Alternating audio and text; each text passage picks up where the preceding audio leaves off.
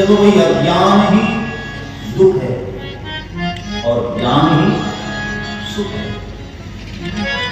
उपनिषद कहते हैं जिसको ज्ञान हो गया तो परम सुख के बाहर चला जाता है, और जब तक अज्ञान है तो द्रव। अब जैसे किसी कमरे में अंधेरा और वहां टेढ़ी मेढ़ी एक रस्सी पड़ी है और आपकी नजर उस पर जाए, बाप रे तो सांप बैठा है, आप उसको सर्प समझ रहे हैं,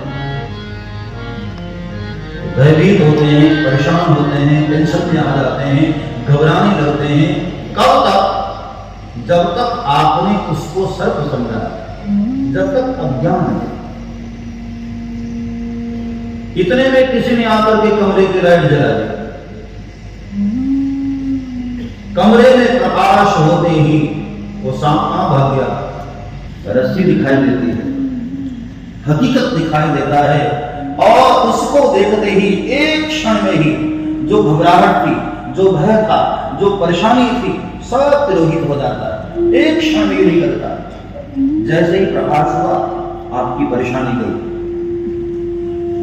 जीवन में जब ज्ञान का उदय होता है, अज्ञान का अंधेरा मिट जाता है, हमारे जीवन किसी भी विषय का ज्ञान हमें शांत कर देता है। अब आप कहीं रास्ते से गुजर रहे हो और किसी कमरे के बाहर एक बोर्ड लगा हो और उसमें लिखा हो कि कृपया अंदर न देखना, और आपने वो बोर्ड पढ़ लिया। अब दिल से बताना, क्या देखे बगैर रहा जाएगा? खासकर ये लिखा हो कि अंदर न देखना। मन तुरंत उसी समय बेचैन हो जाता है कि अंदर है क्या। तो खड़े होकर के जरा आप ध्यान करने की कोशिश करोगे कि कहीं से दिख जाए, कहीं खिड़की से, कहीं छिद्र से, प्रयास तो करोगे। मन में घूमता है, था क्या हुआ, क्यों लिखा था अंदर देखना? तो कई बार ये अंदर था क्या, और किसी ने आपके सामने ही द्वार खोल दिया और आप पहुंचे रह गए तो खाली पड़ा है, तो चल रहा है। जय सिया राम। मेरा नाम मयंक वैद्य और मैं विश्व कल्याण मिशन ट्रस्ट हरिद्वार का ट्रस्टी के पद पर नियुक्त हूँ।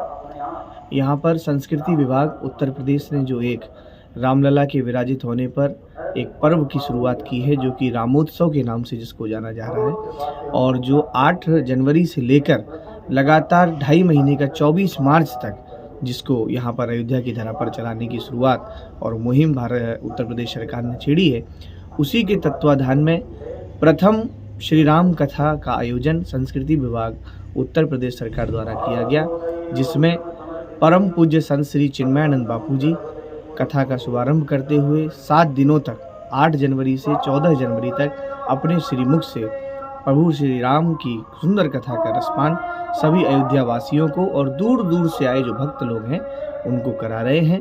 और इसके लिए मैं उत्तर प्रदेश के मुख्यमंत्री माननीय श्री योगी आदित्यनाथ जी, जिन्होंने इतने सुंदर अवसर पर जो 2.5 महीने का ये संकल्प लिया है कि जहां एक और रामलला मंदिर में विराजित होंगे, वहीं रामोत्सव के नाम से भारत के प्रसिद्ध कथावाचकों के द्वारा भगवान की सुंदर कथा का भी सुनने का अवसर सभी अयोध्यावासी और अयोध्या धाम में पधार रहे दूर दूर के भक्तों को मिलेगा।